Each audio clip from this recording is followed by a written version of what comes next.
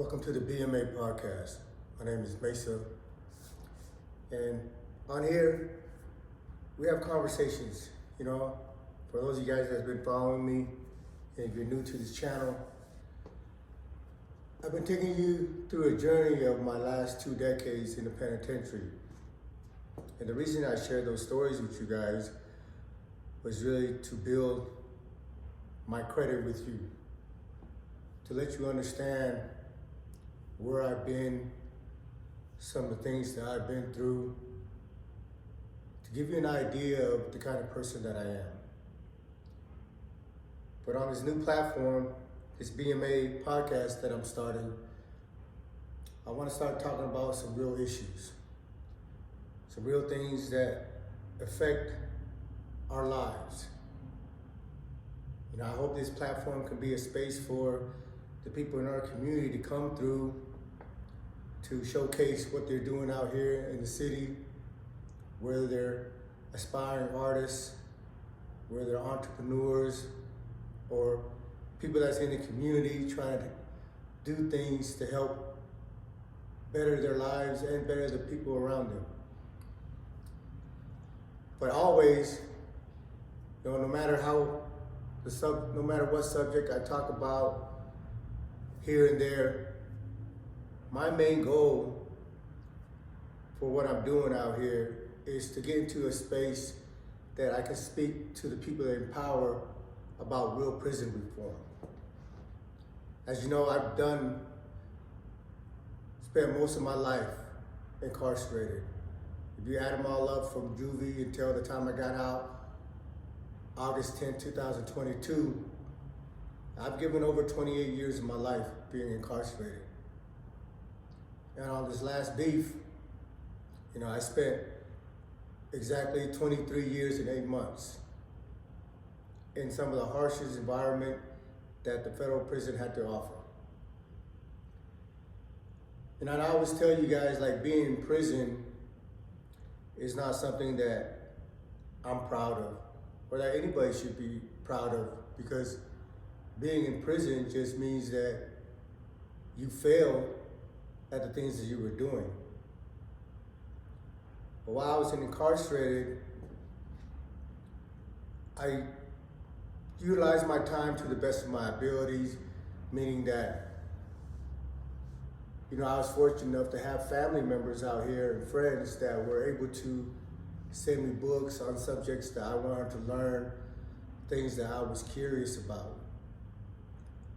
And also, I was fortunate enough to be kind of schooled and educated by old heads that were older than me, that took a liking to me, and showed me some things about the way the criminal justice works.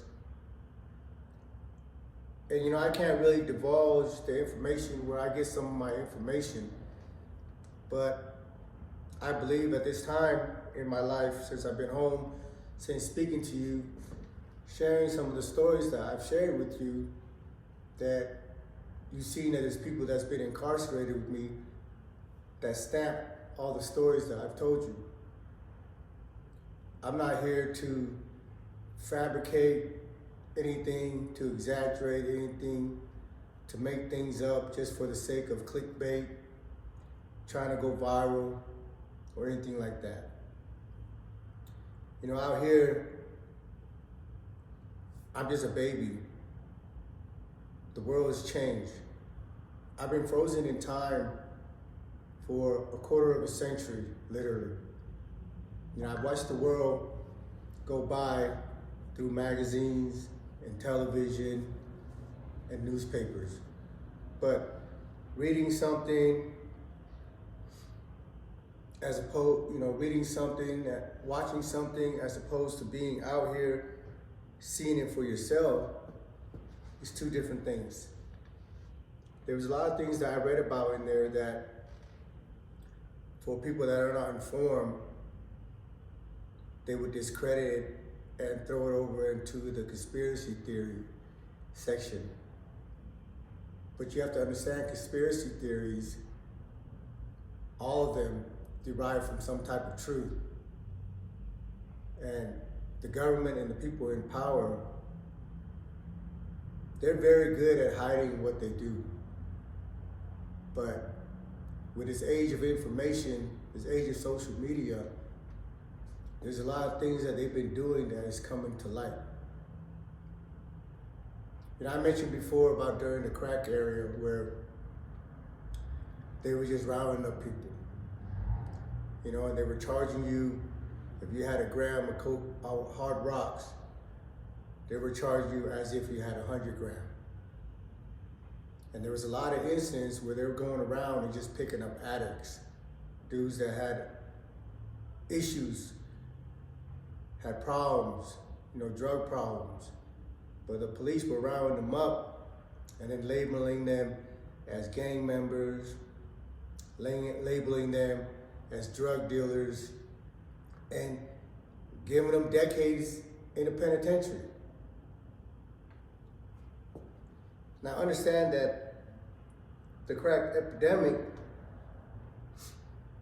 and all this stuff that goes on with the war on drugs, it's an illusion. It's not really a war on drugs. I say that because there's information that's coming out now that shows you that the CIA, government officials, politicians play a role and continue to play a role in poisoning our community. And also we have dudes out here that are chasing that dollar, worshiping them dead presidents that, regardless of the negative effect that these substances have on our community, where it destroys family, you know, raises the crime rate up and all that stuff, they're not really concerned about the damage they're causing because they're selfish in a way because what they do helps them financially. So what I want to share with you today is I want to say, beware of busters. And what I mean is that you have to learn to understand and recognize these dudes. Now, there's official gangsters out there that's doing their thing. And like I said, you know, I've never been one to try to tell you or anybody else how to get your money and how you live. But we have to understand that there's a price for everything. Everything comes at a cost. And if your life and your freedom is worth it to you to pursue some of these things, then who am I to tell you no? And I'm not speaking on those things and I'm not speaking on those individuals that's risking their life, that's putting their freedom on the line to pursue whatever it is they pursue. When I say beware of busters, I mean this. You can look around in your own neighborhood. You can look around in your own gang. You got always, in every gang, including mine, you have these dudes that act like they're OGs, right? That act like they're about it. But you've never seen them do anything. You only hear stories. You never heard of them doing anything. But they're the ones always inciting you, the youngsters, and the people around them to go do this, to go do that.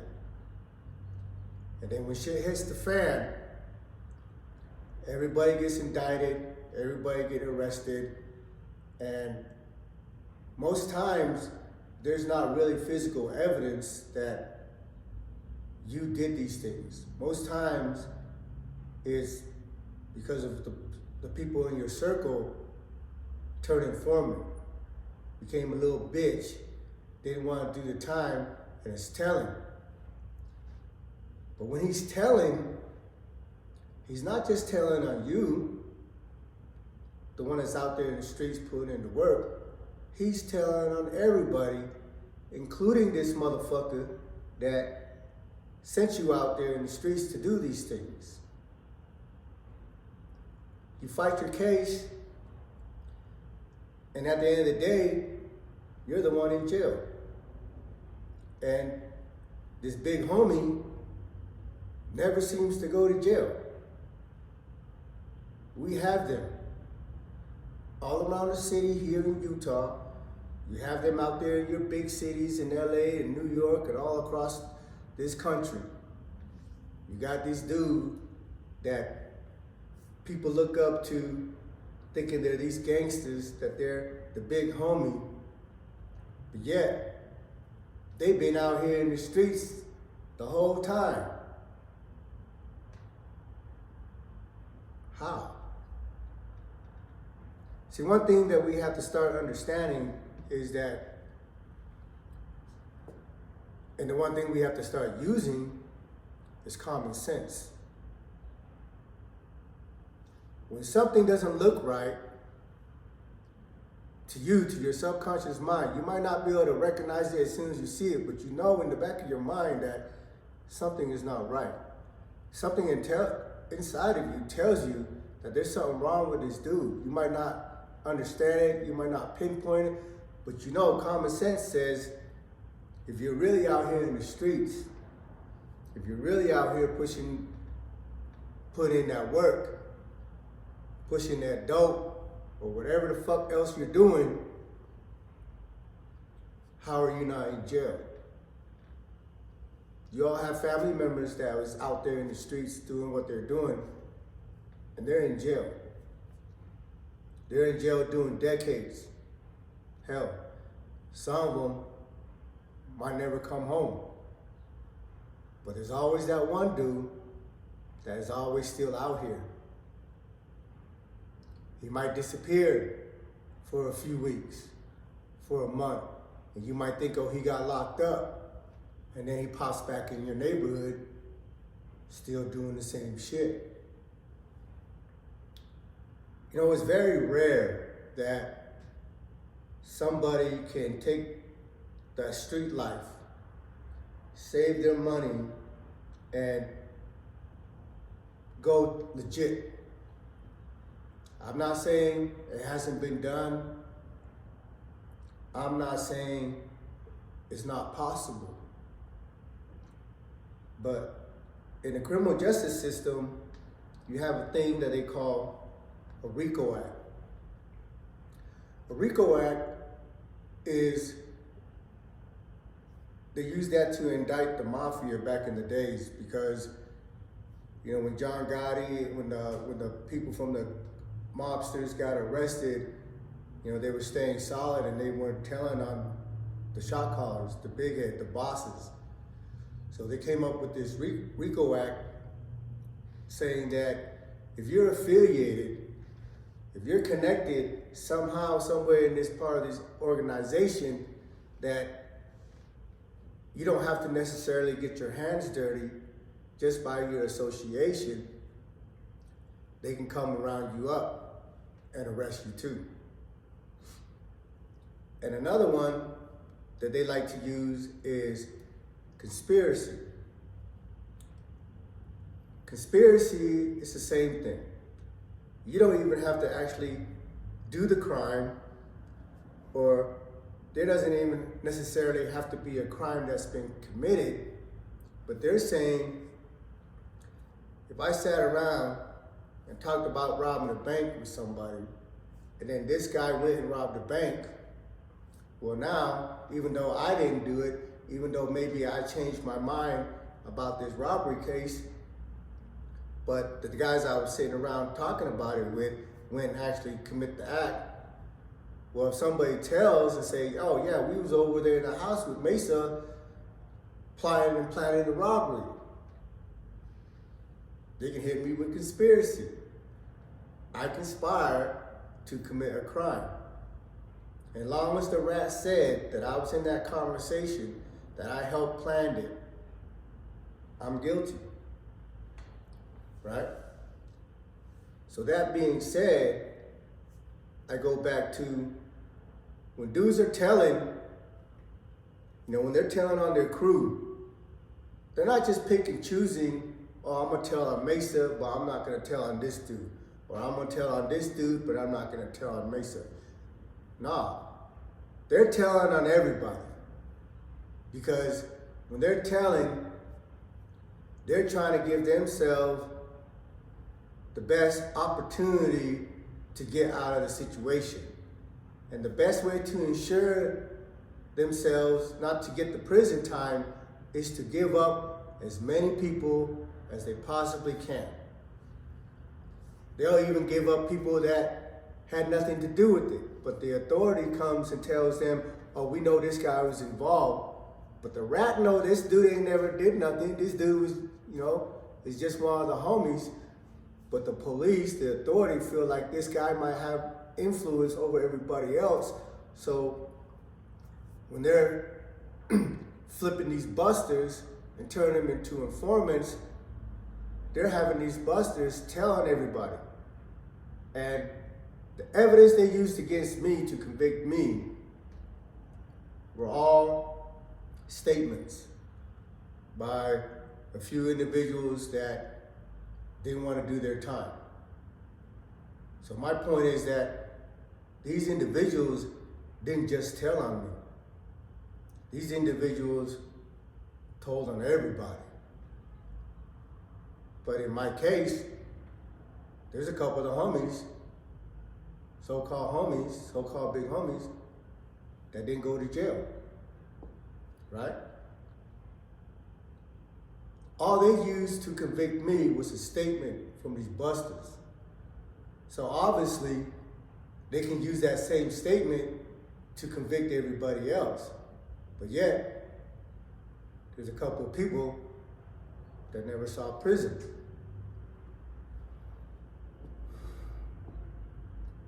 But this happens in every hood.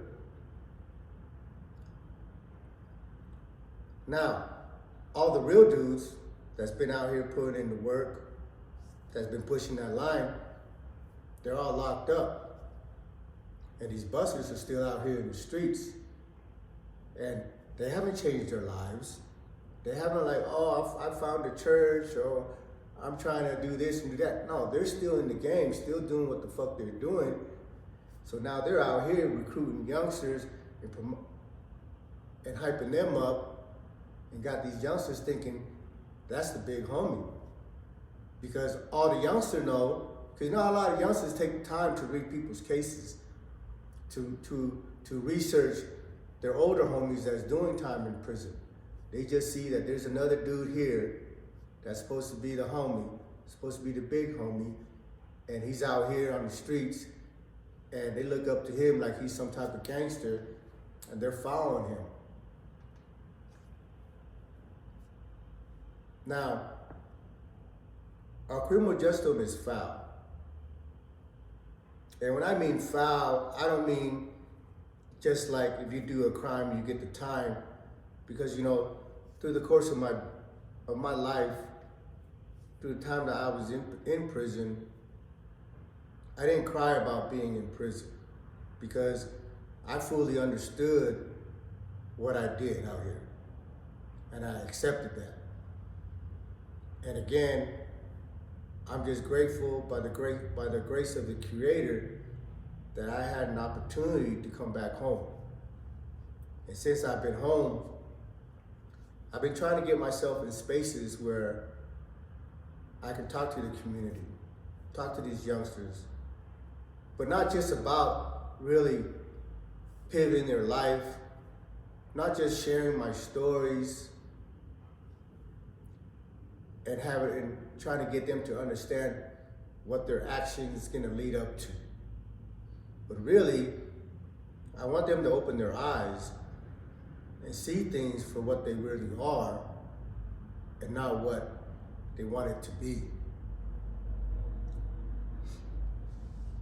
Again, in every hood, in every community, you got these dudes that everybody thinks is a gangster, that portrays himself as a gangster, but ain't never been in jail.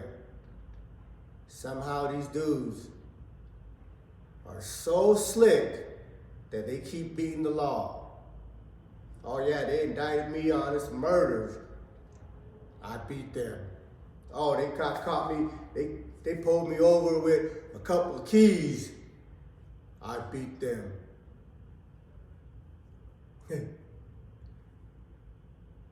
See, I can speak on these things because I went through it firsthand. I have firsthand experience and knowledge of the way the criminal system works. The federal government has a saying that they can indict a ham sandwich, which tells you that they can indict a ham sandwich. So who the fuck are you that's able to continuously beat them? They don't need no evidence to convict you. If they have one or two people making a statement saying they saw you with a firearm, saying that you sold them dope, you're convicted. There's a lot of people in prison right now that are serving time for ghost dope. And at the end of the day, we all know they're all drug dealers, and they did sell, they're out there selling dope. But the fact was that they never got caught with no dope. They just had a couple people that they supposedly sold dope to testify against them, saying this dude sold me dope. So you got a dude that gets caught up for whatever he was doing. Now he tells you, oh man, Mesa's been selling me an ounce every week for the last 2 years. Well, there's 52 years in a week. That's 102 years, that's 104 weeks. An ounce a week is 104 ounces. You didn't get caught with a crumb, but now you're serving time for 104 ounces. I say that to you to emphasize that it's very rare that you beat the system. And the only time that you do beat the system, if you are actually innocent of the crime that these people are accusing you of. Now, let's go back to how the criminal system works. And when I say this, I'm not saying everybody that's in the criminal justice system, whether it's judges, police, the district attorneys, the prosecutors, some of them might not know what the other person is doing. It's like the right hand doesn't know what the left hand is doing, and vice versa. So you might have policemen, judges, prosecutors that really think they're out here fighting crime, that they're really out here putting the dangerous people away, and they might believe in it. And for those people that are trying to do the right thing, I don't have no issues with them. You know, I don't have any issues with myself being arrested and going to prison. I do have an issue with how they convicted me and the amount of time that they gave me for what I should have gotten. But that being said, I go back to these dudes that are out here that never been to jail. And we look at them, you know, me, now, I have a better understanding of how things work. So I'm able to recognize and spot things because, again, I've been through it personally. I have firsthand experience. So I know that when something doesn't make sense, then there's a special circumstance being played here to allow this dude to be on the street this whole time. So, pivoting from that, understand that every institution that is built in America to house criminals, lawbreakers, are all corporate. There is no thing, you know, they say, oh, it's federal prison, But those federal prisons are not federal government facilities. Those federal prisons are privately owned prison that has a contract with the federal government, that the federal government in turns takes our tax dollars to pay the prison, the people that own the prison, to houses. I went in 98, on this last beef. And in 98, there was only about 5 or 6 penitentiary. You got Allenwood, Florence, Atlanta, Lompoc, Marion. And maybe there was another one. I don't know if Beaumont was built yet or not. But by the time I left, there's a minimum of 20 penitentiaries. So they built like 15 penitentiaries in the last 2 decades. And that's just the penitentiary. That's not counting, because every complex, we call it a complex. Every complex has a USP, has 1 or 2 FCI, and has a camp. So think about that. In the last 20 years, they've built about 45 to 50 new facilities to house lawbreakers. And all these people, and then, they built these cells to fit one or 2 person, and they had to go in and modify some of these units to make it a dorm because all the prisons are overflowing with bodies. And this is just on the federal level. So I really don't know how many more prisons been built on the state level, but on the federal level, there's been at least 45 facilities that's been built in the last 20 years. And all of them are full to capacity. So in the corporate world, these people that run these penitentiaries, if you build a 2,000, 3,000, 4,000 bed facility, where you're not gonna build it and hope it gets filled up, you're gonna build it and ensure that it gets filled up. Because you're not gonna make any money if you don't got somebody locked up in that cell. Understand, we are the commodity. The government makes money off of us every way, left, right, up, down. Whether you're a laborer out here in the street or whether you're a criminal, they are making money off of you. So, how do they ensure that these penitentiaries get filled up? Are kids just growing up and just be like, oh, I'm gonna go be a criminal? No, these kids, they don't come up with these ideas on their own. They have somebody in place that recruits and helps incite these kids to go do these things. They push that shit on your television. They push that shit on your music. They push that shit on your social media to let you think that this thing is cool. The thing with religion and government, I like to say that they all like to have their cake and eat it too. What I mean is, one side of the government is saying, hey, we're fighting crime. Crime is getting out of hand. We gotta figure something out. We gotta figure out programs or pass laws to discourage these people from committing the crime. But then the other part of the government has all these penitentiaries built that they need people to fill up. So if they really did fight crimes and there was no more crimes, then you would have just a bunch of wasted facilities, wasted money. They're not into wasting money. They're into spending your money, but they're not into wasting money. So, what I've come to understand is that there's these agents out here, and that's why I said you have to start recognizing these busters.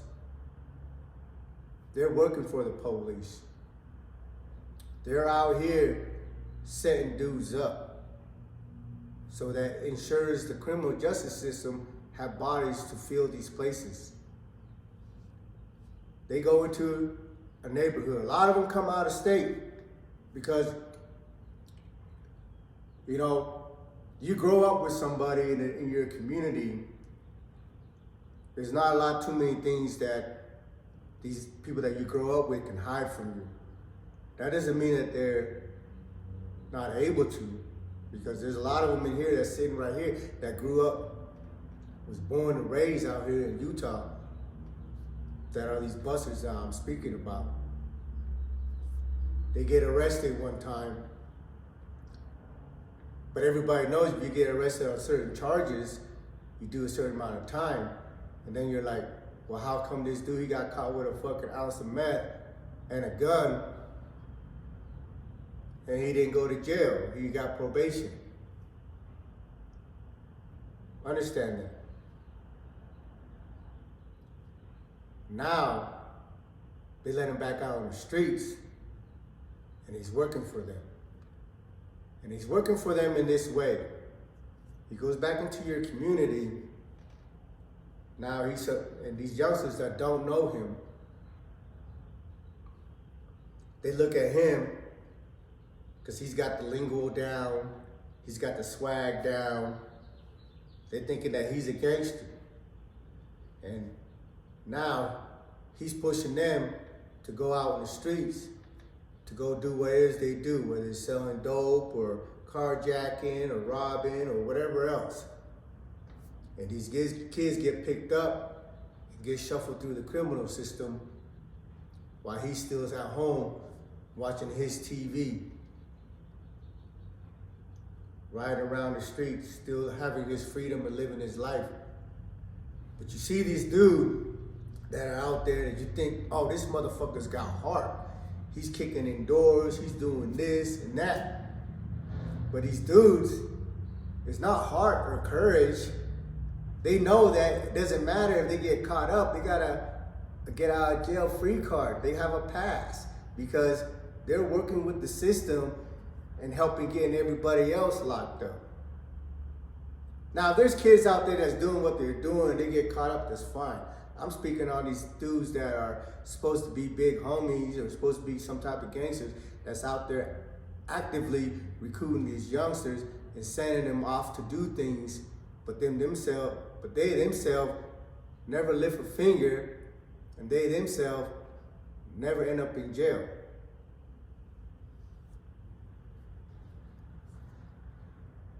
So understand there's two parts to the criminal justice system. One, where they try to tell you they're fighting crime, trying to lock up all the criminals. And the other aspect of this criminal justice system is the one that's creating the criminals. Because again, the penitentiary, the criminal justice system is $1 billion industry. And they cannot make money if they are not funneling kids, funneling people through the system.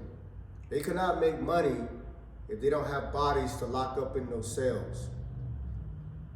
And if people in business, you have to understand, they don't create a business and hope that it works out. They create a business with a plan on how it's going to succeed. I opened up a tattoo shop. I didn't open up a tattoo shop, put 8 chairs in there and hope somebody comes through and wants to work in my tattoo shop. Before I opened the tattoo shop, I calculated how I'm gonna get the bodies in here to lease these booths. What are my target, who are the people that I'm trying to put in this booth, and how I'm gonna get people through this door. There's a game plan involved. Because no one opens up a business and hopes that it works out. There's always a game plan involved. So, are they projecting, like I said, when I first went into the penitentiary, they had 5 or 6 USPs. Now they got over 20. But all these penitentiaries were already under contract in the works of being built. They're not like, oh, the crime is running rapid, we need to build another penitentiary to compensate the influx of criminals that's coming through. No, they're projecting that there's gonna be a lot more criminals down the road, and they're gonna need more spaces to house these people. But how are they able to project that? Well, the reason they're able to project that is because these motherfuckers are playing a hand in creating criminals, in creating crime, whether it's through economic, hardship, whether it's through, the division of ethnic groups by putting them in certain neighborhoods and this and that. And the part that I'm speaking on is by sending these fucking busters, these agents out to create criminals, to go into your neighborhoods and hype your kids up that, this is the life, that this is cool. And these kids, just like us, we're impressionable. We're easy to manipulate. We're easy to influence. And they have the psychology mapped out. They understand what incites our emotion, what makes us sad, what makes us happy, what makes us mad and angry and all the rest. But they're not leaving all that to chance. They got active dudes in your community that's out there recruiting these kids and getting them locked up while them bitch motherfuckers still on the streets. So again, for the purpose of this video, I'm naming it, beware of these busters. Learn to recognize these people. How are you a big homie? You never did a day in jail. Ask yourself that. How are you a real dude when one homie got 10 years for a gun and you got 6 months? Where another homie got a life sentence for an ounce of dope and you got 2 years for a key.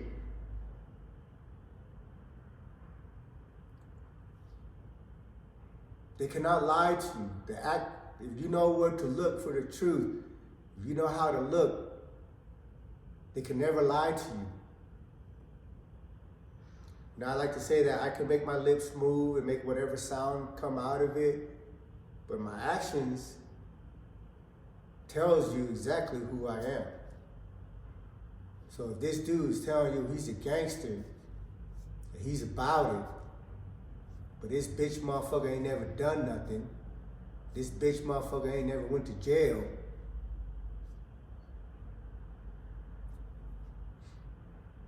and I'll just leave it at that, man. Welcome to the BMA podcast. Going forward, as you see, we're just trying a few different things, and but I want to get to a space where I'm raising our consciousness, making you aware of things that I'm able to understand a little better myself. Thanks for tuning in. Like I said, man, keep following me, share this video, subscribe, help me get to a place where I have a bigger platform that I can speak to a broader audience. Thank you.